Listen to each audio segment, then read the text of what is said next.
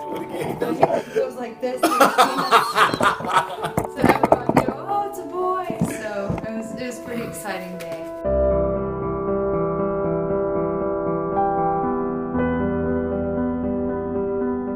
Hey, this is Kristin Watts. I was 25 years old when I got pregnant, and I am now 34 years old. So I'm about to have a 10-year-old. Well, my husband and I, we were really young. We weren't planning on having kids. We were married for a couple of years. One night, my parents and I, we all go out to this beer garden, some town in the middle of nowhere, and we're all drinking, and my parents are like, well, when are you guys gonna have kids? And we're like, oh, we're not ready. And on the way home, we just decided, well, let's just try, So we tried one time, and the next morning I woke up with a hangover, and I was like, hey, Ryan, I don't want kids. I'm not ready. Let's wait. So we decided we weren't going to try. Well, the next month I didn't get my period, and I took a pregnancy test, and it said I was pregnant. I was devastated. I locked myself in the bathroom. I was crying, and Ryan, on the other hand, was excited because he's wanted them. Well, I was scared. I was 24 when I got pregnant. I felt I was a kid. I wasn't ready for that responsibility, and I just, I had no idea how awesome it was. So I was scared because I didn't know. Yeah, I was scared because, in your heart, when you're with someone, is this person going to last, or is it meant to be? And I knew that our relationship wasn't ever going to be forever. It was just, we were really young, we got married. Lo and behold, that's now why I'm a single mom, 2 kids. And it doesn't scare me because I know how awesome it is, and it's worth it, I'm trying to think, you always have everyone telling you what you need to do, or you shouldn't be doing that, and or you're gonna have this kind of cravings. I just remember with Joseph, I would crave chicken pot pies for like 2 months, ate a lot of those. Other than that, just every day was something different and new. You see your body transform. I started taking like monthly pictures so I can see the progression, Yeah. But I think when it really set in that I was pregnant is when I got my first ultrasound, and that's when I realized, oh my gosh, this is pretty cool. Because at first I'm thinking, well, maybe I'm not pregnant, maybe it's a mistake, and they make you wait so long before you go in. But it was at that moment I realized this is pretty awesome. Yeah, just couldn't wait for him to get there. I found out I was having a boy, and Ryan wanted it just to be us in the room.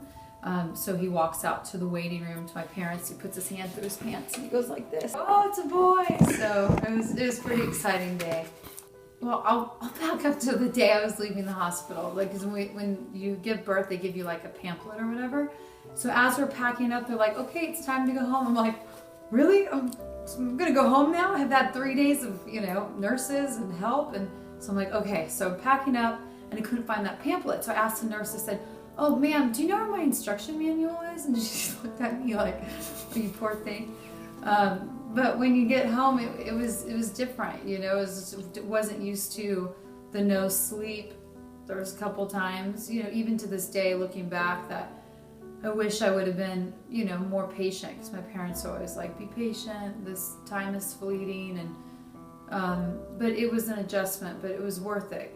And you keep telling yourself, oh, I'm going to remember this moment forever. I'm going to remember this moment. And you don't, So that's why I think journaling and taking pictures and doing as much as you can to remember it, because you'll forget. But it was awesome, I think in reference to, being in a loveless marriage or not being sure, I think that you're given such a blessing, such a miracle, and again, everything in life is temporary. So it's a situation that you'll get through, but what's not temporary is this child, right? It's a different kind of love, and I never even knew what love was until I had this child. It's unconditional. It's someone that will always be there for you. So regardless of your situation with your spouse or whatever you may be going through, you can't lose sight of what's most important and what you're doing. You're raising an individual to be better than you, So I just think that take a moment to pause is like my biggest thing. Just relax one day at a time, you know? Yeah. You'll get through it. Oh man, I still tell this to myself every day. I'm always like, be in the moment. I think it's so crucial because me now being a single mom, I get home and I get wrapped up in, oh, I gotta do dinner, and then here's homework, and we gotta do baths, and oh, I gotta get the dishes in the sink, where my kids are in bed and I realize, oh, where did the night go? I think the biggest thing that I could tell you is to be in the moment. Okay, there will always be dishes in the sink, and be smart. Pre-cook meals on a Sunday, right? I'm still trying to learn that. So that way when you're home, especially if you're a working mother, you're in the moment. You're reading with them. You're enjoying their energy and their being, because it's so fleeting. So that's what I would recommend. I'm still trying to figure out how to do that, but just take time to pause and know that everything's temporary. And you know, my son's 10, my daughter is 9, and pretty soon he'll be 20 and she'll be, you know, 18, and they'll be out the door, and then you don't want regrets, you know? So just try to pause and be in the moment. Okay. My name is Kristin Watts, and my word is moment.